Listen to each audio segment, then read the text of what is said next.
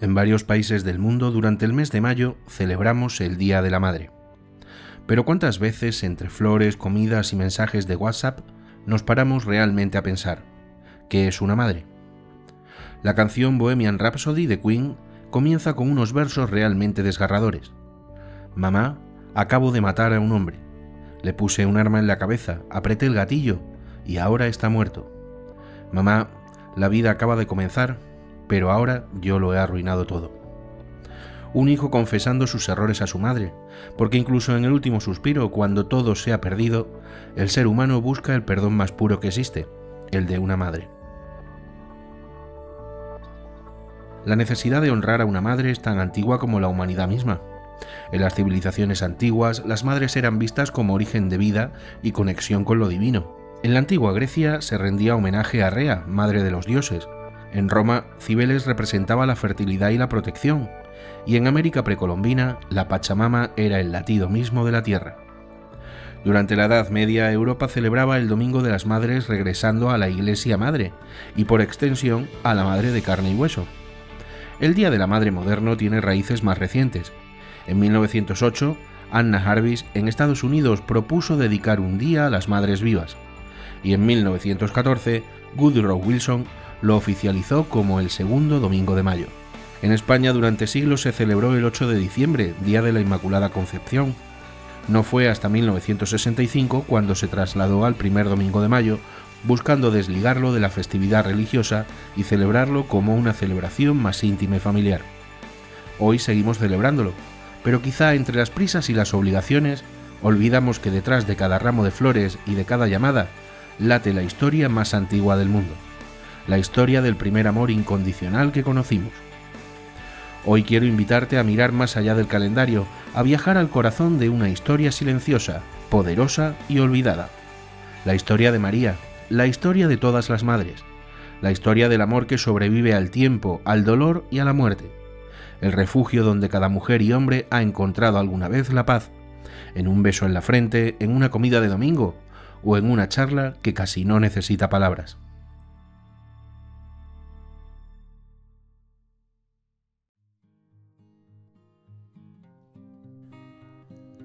¿Quién fue realmente la Virgen María?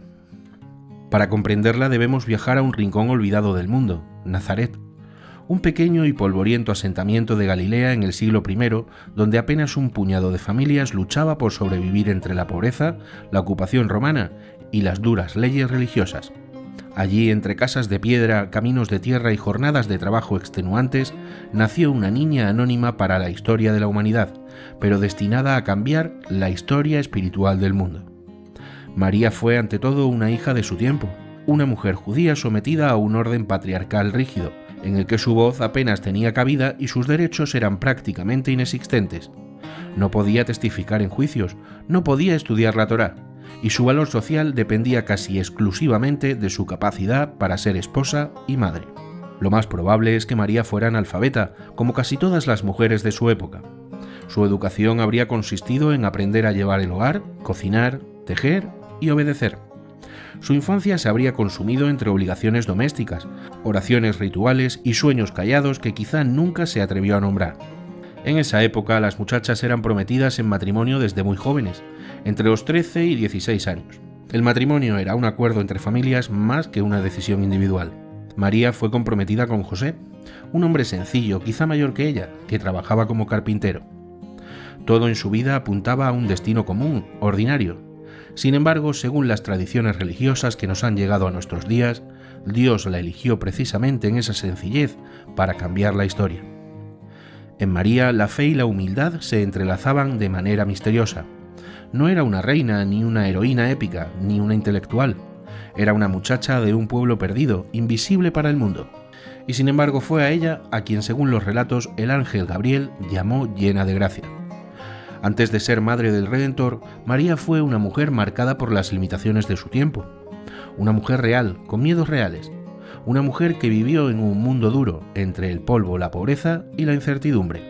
Una mujer como tantas otras, y sin embargo, única. Los evangelios canónicos, Mateo, Marcos, Lucas y Juan, nos ofrecen una imagen fragmentada pero profundamente reveladora de su figura. El primer gran momento ocurre en el Evangelio de Lucas, la Anunciación. Un ángel irrumpe en la cotidianidad de una joven anónima para proponerle algo que trasciende toda comprensión humana. Alégrate, llena de gracia, el Señor está contigo. Lucas 1:28. María no pregunta por qué ella, no exige pruebas, solo pregunta cómo será posible. Y cuando recibe la respuesta, simplemente responde: He aquí la esclava del Señor, hágase en mí según tu palabra. No sabemos si entendió la magnitud de lo que aceptaba, pero su respuesta no es la de una santa intocable, es la de una joven que, temblando, escoge confiar. En el relato del nacimiento, María aparece envuelta en pobreza y desamparo. En Belén, en un establo, da a luz a su hijo rodeada de animales y de frío.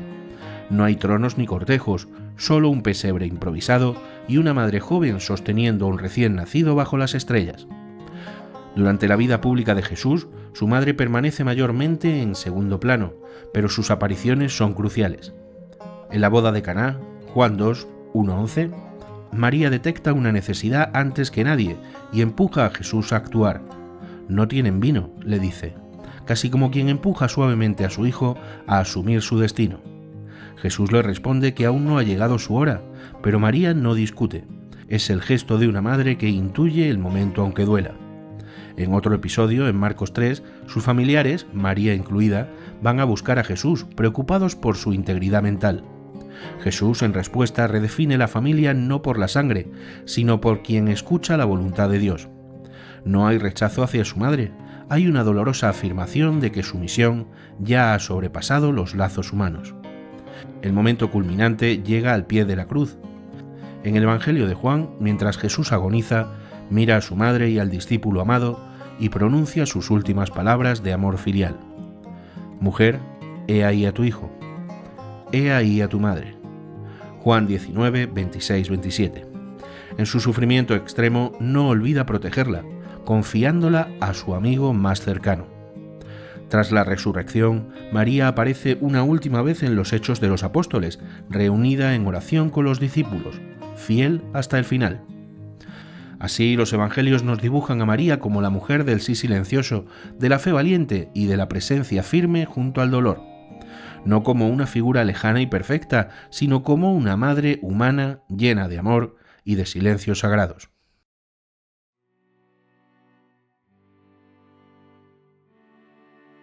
Más allá de los evangelios canónicos, otros textos antiguos, los llamados evangelios apócrifos, trataron de llenar los silencios que rodean la figura de María. El más destacado es el protoevangelio de Santiago, escrito probablemente a mediados del siglo II. No pretende narrar la vida de Jesús, sino ensalzar la pureza y el misterio que rodearon desde el principio a su madre. Según este relato, María no fue simplemente una joven elegida al azar. Fue una niña concebida de forma milagrosa por sus padres, Joaquín y Ana, tras años de infertilidad. En agradecimiento la consagran al servicio de Dios desde pequeña, llevándola a vivir en el templo de Jerusalén, donde sería criada en pureza y oración. El protoevangelio describe una María que desde su infancia fue consciente de su vocación singular.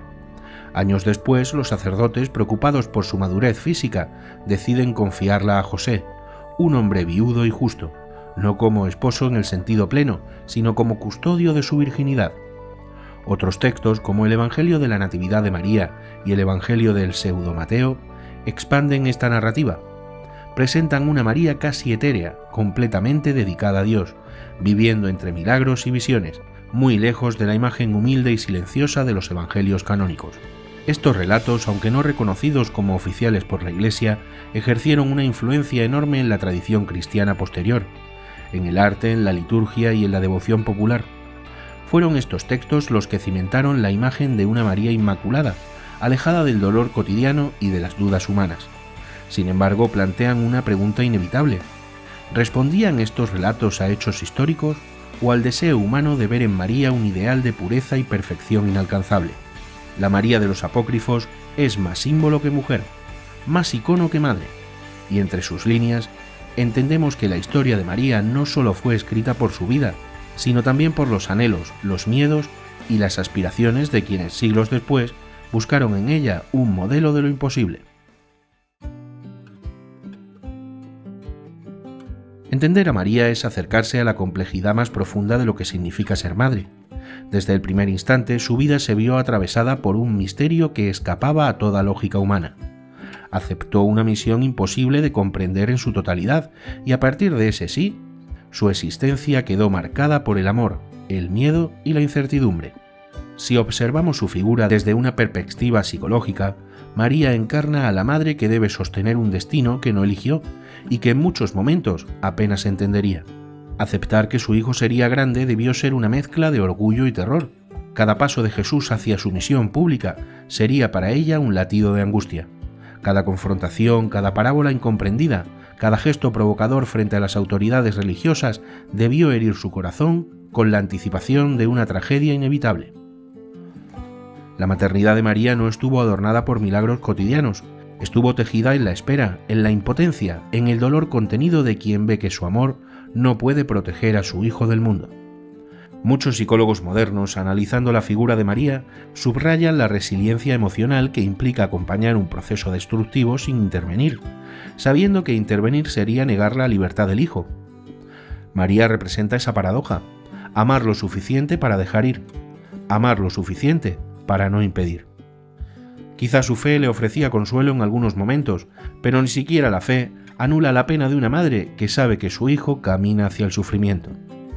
Si María dudó, si sintió miedo o si en algún instante deseó que todo aquello fuera solo un mal sueño, eso no la hizo menos digna, la hizo más humana. Es precisamente en esa humanidad donde encontramos la grandeza silenciosa de su maternidad. Amar sin condiciones, amar sin comprender y amar incluso cuando amar duele.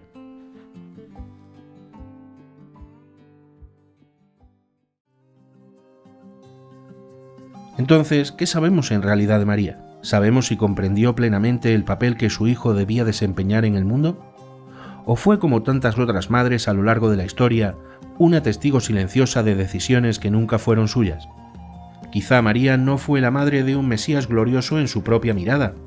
Quizá fue la madre de un niño sensible, de un joven soñador, de un hombre condenado a muerte por desafiar el orden establecido. ¿Y si no vio ángeles?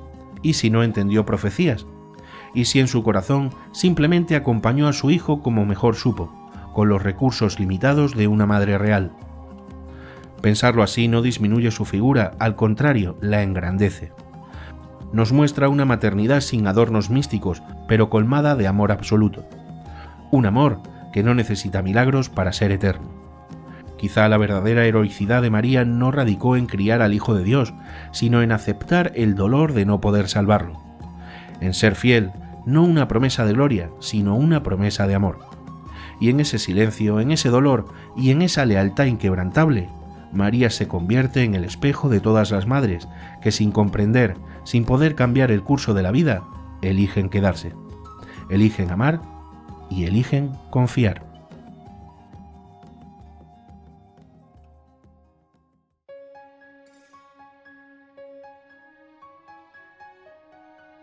Evidentemente no todas las madres son iguales.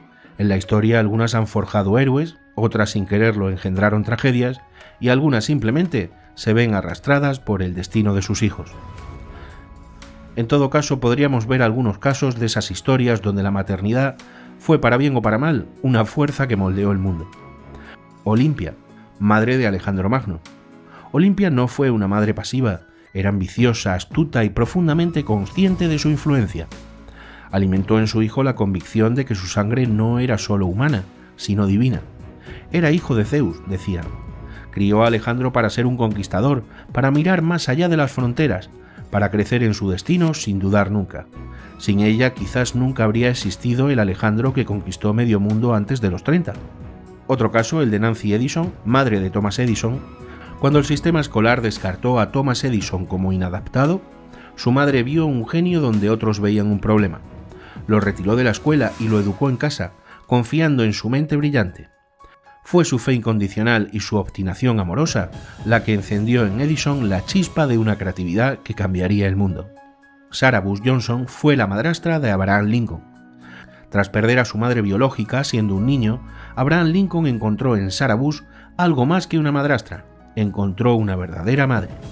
Ella lo alentó a leer, a pensar y a soñar más allá de la pobreza brutal que los rodeaba. Sara no solo le dio un hogar, le dio alas frente a un padre que quería que dedicara su vida a la granja. Y por otro lado, en el reverso oscuro de la historia, podemos encontrarnos a Clara Hitler, que representa otro tipo de maternidad. Idolatraba a su hijo, sobreprotegiéndolo y alimentando en él una visión distorsionada de sí mismo y del mundo. La falta de límites, el amor sin cuestionamientos, pueden ser tan letales como el abandono. Por otra parte, Catalina de Aragón, madre de María Tudor, que inculcó en su hija una fe intransigente y una sensación de deber que la marcaría para siempre. María, convertida en reina, vería en la imposición religiosa no solo una cuestión de fe, sino de identidad, desencadenando una persecución sangrienta que la historia no olvidaría. Wu Zetian, emperatriz de China. Esta madre rompió todos los moldes. Llegó a ser emperatriz de facto en una época en que las mujeres no gobernaban. Para lograrlo, no dudó en eliminar a quienes se interpusieron en su camino, incluidos sus propios hijos. En su maternidad, el instinto de supervivencia y ambición prevaleció sobre el amor. La maternidad, como la historia, está llena de luces y sombras. No todas las madres son iguales, no todas las historias son justas, pero todas dejan una marca indeleble en el alma de sus hijos, en el destino de los pueblos y en las páginas de la historia. Por lo tanto, ¿qué convierte a una madre en el ángel que levanta o en la sombra que destruye? ¿Hasta dónde puede llegar una madre para proteger, impulsar o moldear a un hijo? ¿Y cuánto del destino de un hijo pertenece realmente a su madre y cuánto al hijo mismo? Este mes, mientras celebramos el amor materno, también reconocemos su complejidad, porque el amor más puro puede ser a veces también el más peligroso.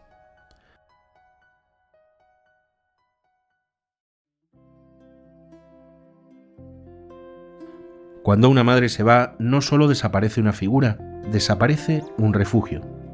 Se apaga el primer latido que escuchamos, la primera mano que nos sostuvo y el primer abrazo que nos dijo sin palabras que todo iba a estar bien.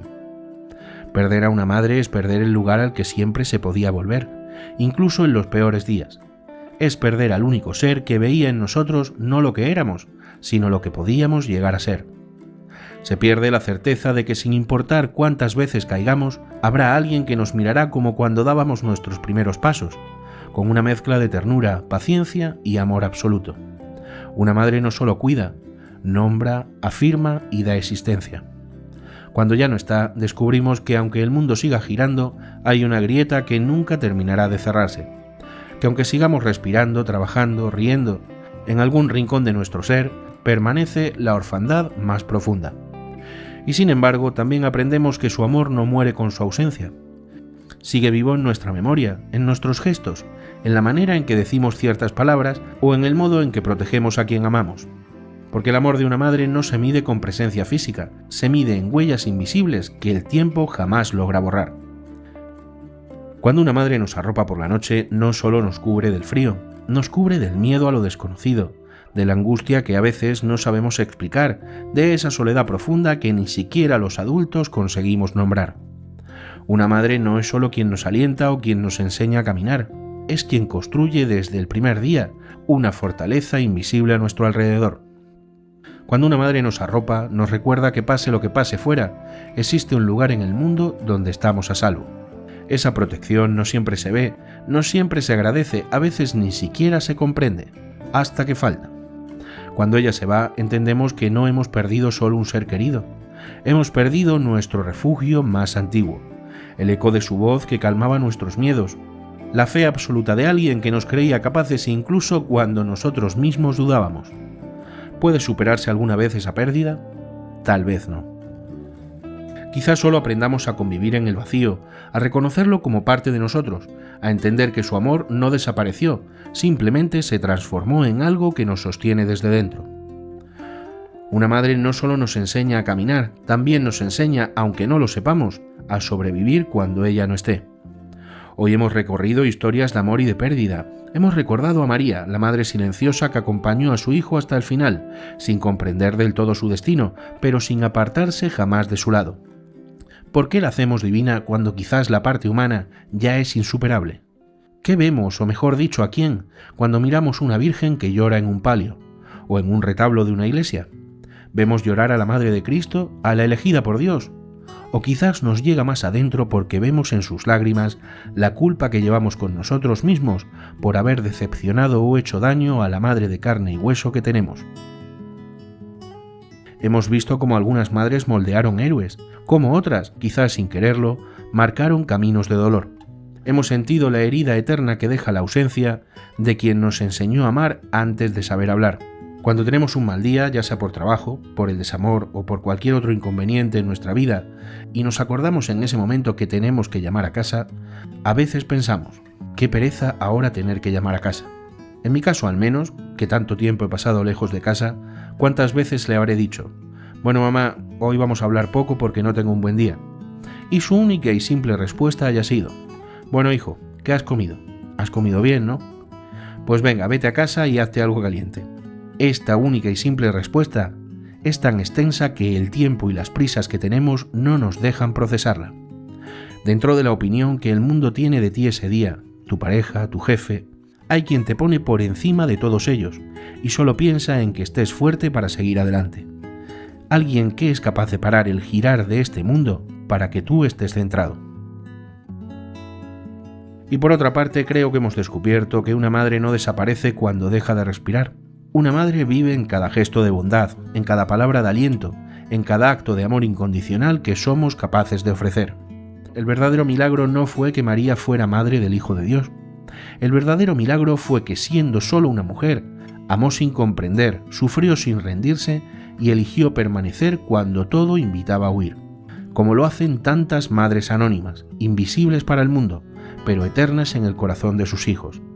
Hoy, si tienes la dicha de tenerla cerca, abrázala. Y si no está, cierra los ojos, levanta la mirada al cielo y dile gracias. Porque en un mundo lleno de prisas, de rencores, de abandonos, el amor de una madre es y seguirá siendo nuestro refugio invencible. Quizá vaya a terminar hoy con la metáfora más absurda. Ahora que el progreso ha llevado a tantas casas los nórdicos, o no sé cómo lo llamarán ustedes en sus países, pero son estos plumas pomposos, que cuanto más ligero mejor, que buscamos que den el calor justo, que son tan fáciles de hacer las camas con ellos, ¿verdad? Tan fáciles de lavar. En fin, yo no sé si les pasará a ustedes, pero yo recuerdo que en mi infancia no se usaban aún, al menos en mi media clase social. Recuerdo cómo yo me metía en la cama y en unos 10 minutos sentía el aliento de mi madre, destapándome primero, para después ir cubriéndome primero con una sábana, después con una manta, otra manta, un edredón. Ahora ya no tiene fuerzas para coger una manta sola de aquellas, pero en aquel entonces las tenía para ir precintando cualquier punto de acceso de frío a mi cuerpo que hubiera, sellando e inmovilizando mi cuerpo con aquella ropa de cama que tanto pesaba, y nunca se iba sin que aquel aliento caliente terminara en un beso. Quizá todos los amores que encuentre en mi vida sean ese nórdico práctico, calentito, sencillo, difícil también hasta quedar con el correcto, ese que te espera al final de cada día para arroparte y hacerte sentir bien. Pero quizás, y aunque duela tanto hacerse a la idea, jamás podrá arroparnos nada ni nadie, como el amor de peso de una madre. Feliz mes a todas las madres que nos escuchen, aquellas hermanas, tías, abuelas, maestras o vecinas, que han actuado alguna vez como madre ante cualquier persona. Gracias de corazón. Esto ha sido Historias de N1.